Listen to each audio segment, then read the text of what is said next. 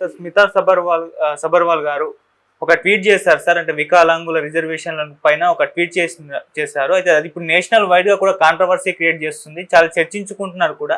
అసలు ఆమె ట్వీట్ అర్థం ఏంటి, దాని పట్ల ఇంత చర్చ ఎందుకు, దానిపై మీ ఒపీనియన్ ఏంటి? యాక్చువల్గా పూజా కేట్కర్ అనే ఒక ట్రైనీ ఐఏఎస్ ఆఫీసర్ మహారాష్ట్ర పూణేలో ఆమె ఒక ట్రైనీగా ఉన్నప్పుడే అనేక ఎక్స్ట్రాలు చేయడం, జాయింట్ కలెక్టర్ ఆఫీస్ని తను లాక్కోవడం, తను అనేక డిమాండ్స్ చేయడం, ఒక కలెక్టర్ లాగా బిహేవ్ చేయడం, ఇవన్నీ చేయడంతో కాంట్రవర్సీ అయింది. దాంతో ఆమె మీద నిఘా పెట్టారు, అసలు ఎవరు ఏంది ఏంటని. దాంతో ఏమర్థమైందంటే ఆమె అసలు ఈబీసీ ఎకనామికలీ బ్యాక్వర్డ్ దీని కింద ఆమె సర్టిఫికేట్ క్రియేట్ చేసిందని, యాక్చువల్గా వాళ్ళ నాన్నకి 40 కోట్ల ఆస్తి ఉందని, సో అట్లాగే వికలాంగురాలు సర్టిఫికేట్ కూడా ఆమె అక్రమంగా పొంది ఆ కోటాలో ఆమె దీంట్లోకి వచ్చిందని యూపీపీఎస్లో.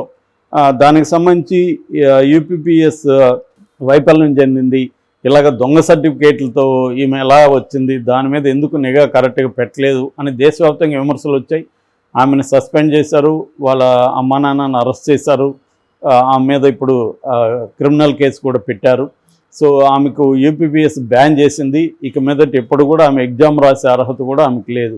అయితే ఈ కాంటెక్స్లో యూపీఎస్సీ చైర్మన్ మనోజ్ సోని ఆయన రిజైన్ చేశాడు. ఆయన రిజైన్ చేసిన తర్వాత ఇక్కడ మన స్మితా సబర్వాల్, ఆమె సీనియర్ ఐఏఎస్ ఆఫీసర్, మనకు తెలుసు ఎప్పటి నుంచో చాలా యాక్టివ్గా ఉంటుంది, అనేక విషయాల మీద ఆమె ఓపెన్గా స్పందిస్తుంటుంది. ఆమె బయోగ్రఫీ మనం ఆల్రెడీ చెప్పుకున్నాం. సో ఆమె గత 24 ఏళ్ల సర్వీస్ ఆమెకు. ఆమె తెలంగాణలో కేసీఆర్ ప్రభుత్వంలో కూడా కీ రోల్ ఉంది, ఇటు రేవంత్ రెడ్డి ప్రభుత్వంలో కూడా కీ రోలే ఉంది. సో ఆమె ఒక ట్వీట్ చేశారు, అదేంటంటే మీరు ఇలాగా రిజైన్ చేస్తే ఎలాగా, బాధ్యతలను తప్పుకుంటే కరెక్ట్ కాదు, మీరు దీన్ని అంతు తేల్చాలి కరెక్ట్గా అని ఆమె, ఇట్లాగా ఇంకెవరెవరు ఉన్నారో కూడా మీరు తేల్చాలి, అంతేగాని మీరు రిజైన్ చేయడం కరెక్ట్ కాదని ఒక ట్వీట్ చేసింది. ఇంకా అక్కడి నుంచి ఆమె సమాధానాలు ఇవ్వడం కావచ్చు, మళ్ళీ దానికి అనుబంధ ట్వీట్లు చేయడం కావచ్చు చేస్తుంది. ఆమె ఇంకొక ట్వీట్ ఏంటంటే, ఇటువంటి వికలాంగులకి ఐఏఎస్ ఐపీఎస్ లాంటి వాటిలో కోటా ఇవ్వడం కరెక్ట్ కాదు అని ఆమె చెప్పింది. దీనికి మళ్ళీ ఆమె ఎక్స్ప్లెనేషన్ ఇస్తూ ఫీల్డ్ వర్క్లో ఇవ్వడం కరెక్ట్ కాదు, గ్రౌండ్ వర్క్లో ఇవ్వడం కరెక్ట్ కాదు, గ్రౌండ్ వర్క్లో ఐఏఎస్లకి ఐపీఎస్లకి శారీరక దృఢత్వం అనేది అవసరం, ఈ వికలాంగులకి ఇస్తే వాళ్ళు సరిగా పనిచేయలేరు, డెస్క్ జాబ్ వరకు ఓకే, డెస్క్ జాబ్ కానీ థింకింగ్ జాబ్ కానీ వాళ్ళకి ఇవ్వడం ఓకే, వాళ్ళని నేనేమి తక్కువగా చూడట్లేదు, ప్రాక్టికల్గా ఆలోచించండి, ఒక పైలట్ని వికలాంగులుగా పెడతారా, ఒక సర్జన్ని వికలాంగులుగా పెడతారా అనేది ఆమె ప్రశ్నించింది. దీని మీద రకరకాల స్పందనలు వస్తున్నాయి, నెటిజన్స్ రకరకాలుగా స్పందిస్తున్నారు. అసలు ఒక నెటిజన్ అయితే అసలు ఎస్సీ ఎస్సీ బీసీలకి మాత్రం ఇవ్వచ్చా కోట అని అడిగితే ఆమె అది కూడా ఇవ్వకూడదు అని చెప్పింది. దీంతో ఒక్కసారిగా రిజర్వేషన్ అనే ఒక తేనె తుట్టను ఆమె కదిపినట్టుగా అయిపోయింది.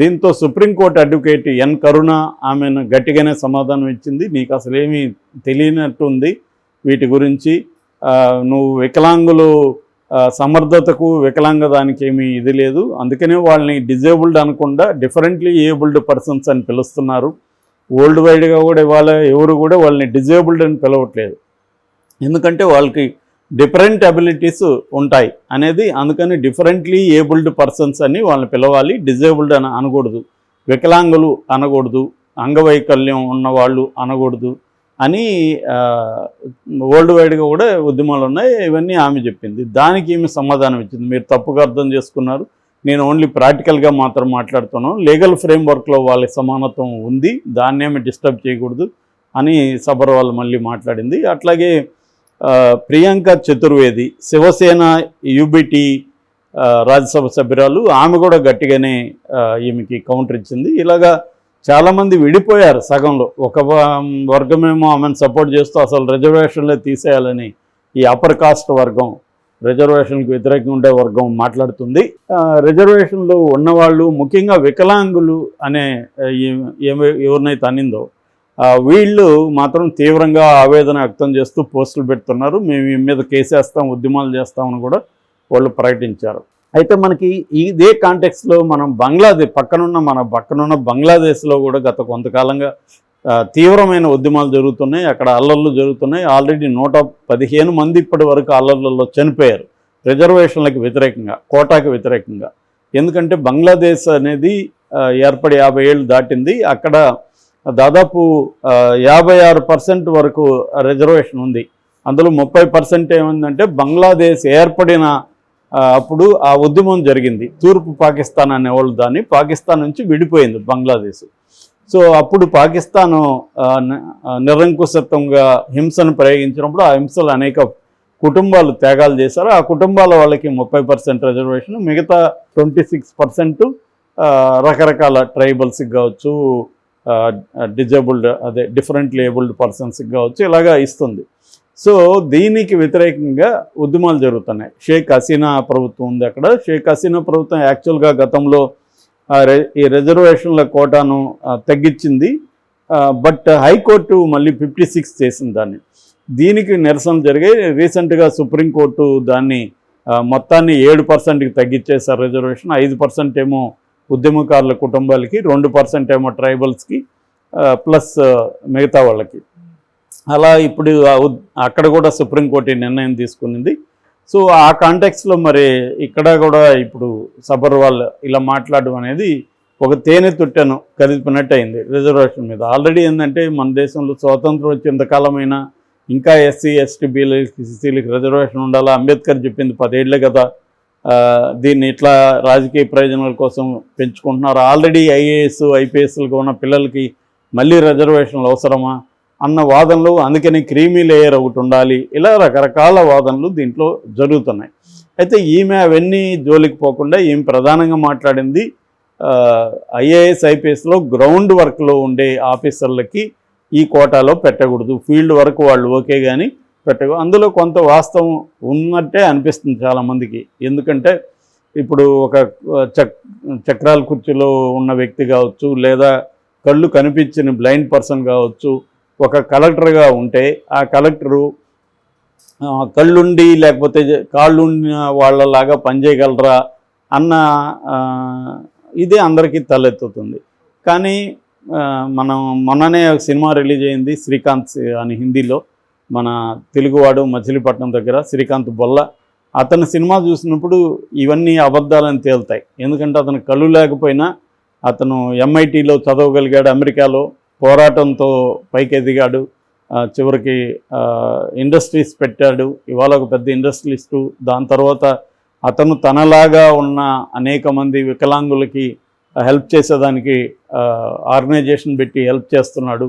ఇలాగా మనకు చాలామంది ఎగ్జాంపుల్. మా ఫ్రెండ్ ఒక ఆమె ఈ మధ్య చనిపోయింది, సాయి పద్మ అని. ఆమె పుట్టుకతంటే 3 నెలల లోపలే ఆమెకు పోలియో అటాక్, చక్రాల కుర్చీలో ఉంది. ఆమె మనం ఎవరూ సాధించలేనని విజయాలు సాధించింది, అనేక దేశాలు తిరిగింది. ఆమె సక్సెస్ఫుల్గానే ఇన్ని రోజులు బతికింది.